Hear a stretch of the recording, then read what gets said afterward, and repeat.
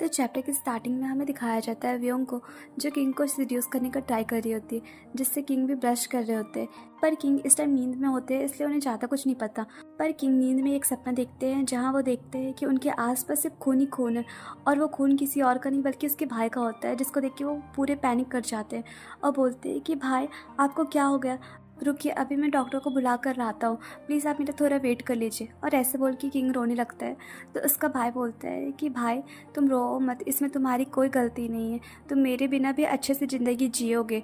तो किंग रोने लगता है और बोलता है कि भाई आप ऐसे मत बोलो, आप कैसे सोच सकते हो कि मैं आपके बिना ज़िंदा रह सकता हूँ, मुझे बहुत डर लग रहा भाई, प्लीज़ आप मुझे छोड़ मत जाओ।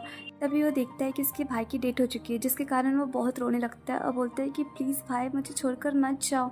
और ऐसे बोलते बोलते रियल में भी उसकी आंखों में आंसू आ जाते हैं, जिसको व्योंग पोंछ लेती है और बोलती है कि महाराज आप टेंशन मत लीजिए, मैं हमेशा आपके साथ रहूँगी और आपको इस दर्द से छुटकारा दिला दूँगी। और ऐसे बोल के वो उस महाराज को सीड्यूस करने का ट्राई कर रही होती है, जिसके बाद अचानक से महाराज का आइस खुलता है। तो वो व्योंग से पूछते हैं कि ये तुम क्या कर रही हो। तो व्योंग कुछ आंसर नहीं करती। तो किंग सोचते हैं कि ये पक्का मेरा कोई सपना होगा, लेकिन मैं ऐसा सपना कैसे देख सकता हूँ, और वो भी इस लड़की के साथ, और ये लड़की मेरे सपने में क्या कर रही है। फिर सोचते हैं कि मैं पागल हो गया हूँ जो ऐसा सपना देख रहा हूँ, मुझे ऐसा सपना नहीं देखना चाहिए, इसलिए मुझे जल्दी से जल्दी उठ जाना चाहिए। फिर सोचते कि एक मिनट, ये तो सपना है ना, तो ठीक है कुछ भी कर सकता हूँ। उसके बाद हमें इनकी कुछ रोमांटिक मोमेंट्स दिखाई जाती है, जहाँ दोनों एक दूसरे को किस कर रहे होते हैं। तभी अचानक से किंग का नींद टूट जाता है। तो वो सामने व्योंग को देख के पूरी तरह से शॉक्ड हो जाते हैं और बोलते हैं कि तुम यहाँ क्या कर रही हो। तो व्योंग बोलती कि महाराज मैं तो बस आपकी मदद कर रही थी। तो किंग बोलते हैं कि लेकिन मैं तुम्हें अपने साथ सोने के लिए नहीं बुलाया हूँ, तो तुम ये क्यों कर रही हो। तो व्योंग बोलती कि हाँ महाराज मुझे पता है। तो किंग बोलते हैं तो अगर सब कुछ पता है तो तुम ये क्यों की, क्या तुम्हें मेरी मिस्ट्रेस बनने की इतनी जल्दी है, और क्या तुम भी बाकी लड़कियों की तरह लग्जरी और कंफर्ट लाइफ चाहती हो, इसलिए तुम मेरे क्लोज आ रही हो। तो व्योंग बोलती कि नहीं नहीं महाराज आप गलत समझ रहे हैं, ऐसा कुछ नहीं, मैं तो बस आपकी मदद करना चाह रही थी, क्योंकि मैं देखी कि आप बहुत पेन में हो, तो मैं आपको इतने पेन में बर्दाश्त नहीं कर पा रही थी, इसलिए बस आपकी हेल्प की। तो किंग बोलते कि लेकिन फिर भी तुम्हें इतना आगे नहीं बनना चाहिए था। उसके बाद बोलते कि वैसे तुम्हारा नाम क्या है। तो व्योंग बोलती कि महाराज मेरा नाम व्योंग है, और मन में सोचती है कि मैंने महाराज को ना सिर्फ टच किया बल्कि महाराज के साथ मैंने किस भी किया और बहुत कुछ किया, लेकिन फिर भी महाराज मेरे पे गुस्सा होने के बजाय मेरे से नाम पूछ रहे, तो इसका मतलब ये है कि वो मेरे में इंटरेस्टेड है।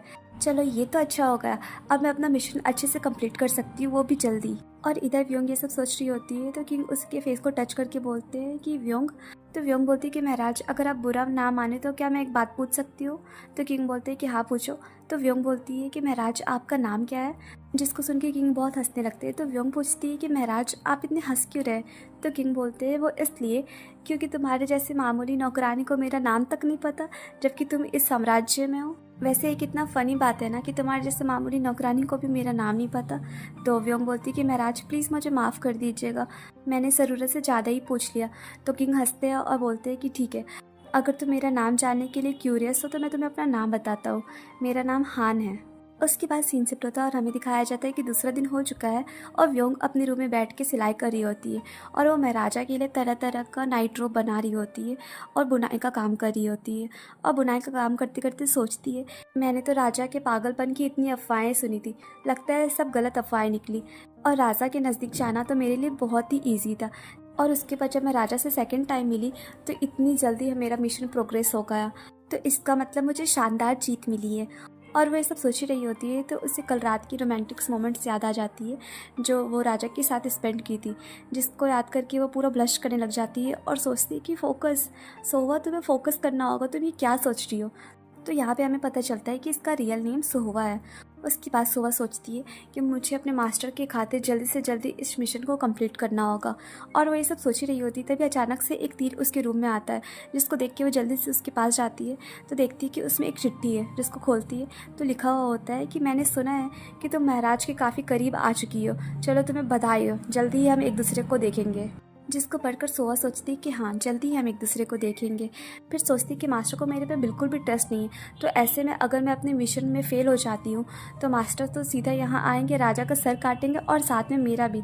तो इससे अच्छा होगा कि मुझे इस टाइम महाराज के बारे में नहीं सोचना चाहिए और अपने मिशन को कंप्लीट करने के बारे में सोचना चाहिए।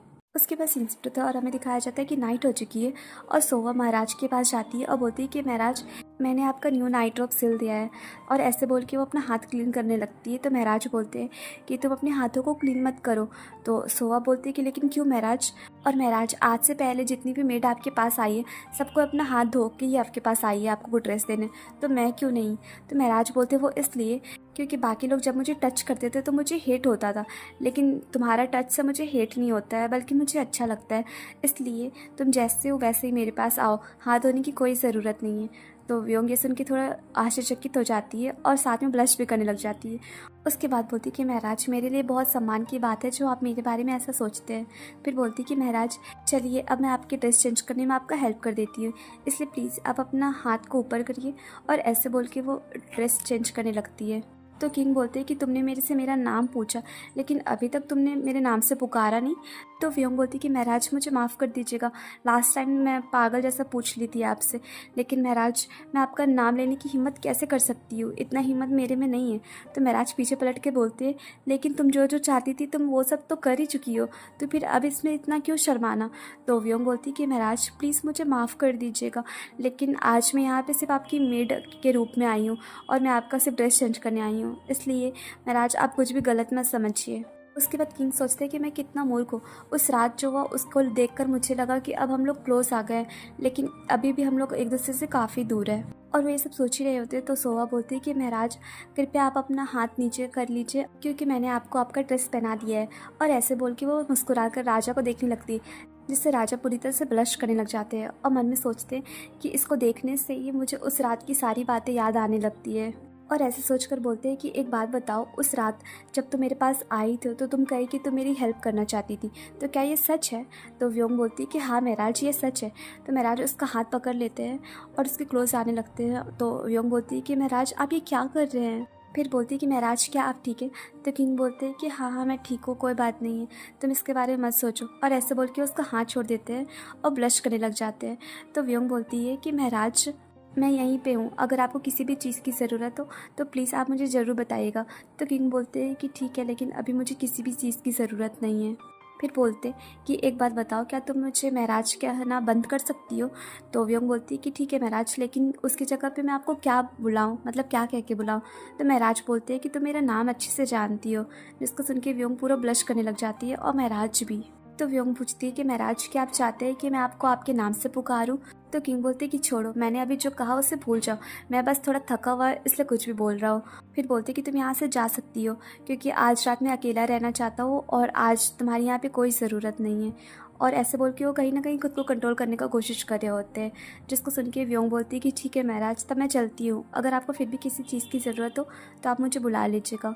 और ऐसे बोल के वो चली जाती है और बाहर निकलने के बाद सोचती है कि महराज चाहते हैं कि मैं उन्हें उनके नाम से पुकारूं, तो इसका मतलब ये है कि वो मुझे दिल से अपना रहे हैं और ऐसा लग रहा है जैसे मेरा मिशन अब और अच्छे से जल्दी जल्दी प्रोग्रेस हो रहा है।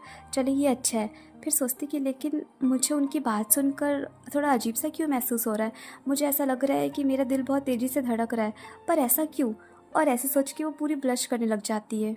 उसके पास इंसिडेंट दिखाया जाता है कि कुछ दिन गुजर चुके हैं और व्योंग का महल में एक अलग रुतबा हो गया है, लोग उसे बहुत सम्मान देते हैं क्योंकि महल में से बहुत सारे अधिकार मिल गए हैं राजा के द्वारा, इसलिए अब महल के गार्ड लोग भी उस पर नज़र नहीं रखते हैं। और वो अब हर दिन महराज के साथ ही रहती है क्योंकि उसके अलावा महराज का पागलपन कोई नहीं ठीक कर सकता है और उसके अलावा महल में इस खून खराबा को और कोई नहीं रोक सकता है। उसके बाद सीन शिफ्ट होता है और हमें दिखाया जाता है कि कुछ दिन गुजर चुके हैं और महराज का विद्रोह करने वाले एक लीडर को पकड़ लिया जाता है और महराज के सामने बंदी बनाकर लाया जाता है, जिसके बाद वो लीडर होता है वो चिल्लाकर बोलता है कि तुम बहुत ही घटिया इंसान हो, एक तो तुम अपने भाई को मार दिए और तुम यहाँ पे मुझे पकड़ कर लाए हो, तुम्हें तो सीधा नरक जाना चाहिए। जिसको सुन के महराज हंसते हैं और बोलते हैं कि अच्छा ऐसी बात है, तो सबसे पहले मैं तुम्हें नरक भेजूंगा। उसके बाद वह सरयू से पूछते कि सरयू, मैंने सुना है कि सिलाई करने वाली मेड किचन में काम करी। तो सरयू कुछ देर सोचते हैं, बोलते हैं कि महराज सिलाई करने वाली मेड जिसका नाम व्योंग है। तो महराज बोलते कि हाँ वही। तो सरयू बोलते कि महराज मैंने सुना है व्योंग की एक दोस्त है जिसे किचन में काम सौंपा गया है, तो व्योंग भी उसके साथ साथ उसकी मदद करने के लिए किचन में आ जाती है। तो महराज बोलते कि अच्छा ऐसा बात है, तो पहले मुझे ये बताओ क्या किचन में कोई लड़का भी काम करता है? तो सरयू बोलते कि लेकिन महराज समझा नहीं। तो महराज बोलते हैं कि मतलब मैं पूछ रहा हूँ कि क्या किचन में कोई लड़का है, मतलब गार्ड या फिर कोई किन्नर या फिर कोई भी लड़का जो किचन में काम करता हो? तो सरयू सोचते हैं कि मुझे तो यकीन नहीं होता है कि हमारे महराज कितना बदल गया है। एक टाइम ऐसा था जब महराज किसी भी लड़की को छूने से डरते थे, बल्कि जो लड़की उसे छूती थी उसका तो किस्मत ही ख़राब हो रहता था। और आज देखो, महराज एक मामूली सी सिलाई करने वाली नौकरानी के पीछे पड़ गए। मुझे समझ नहीं आता कि महराज ऐसे विचित्र कैसे हो गए।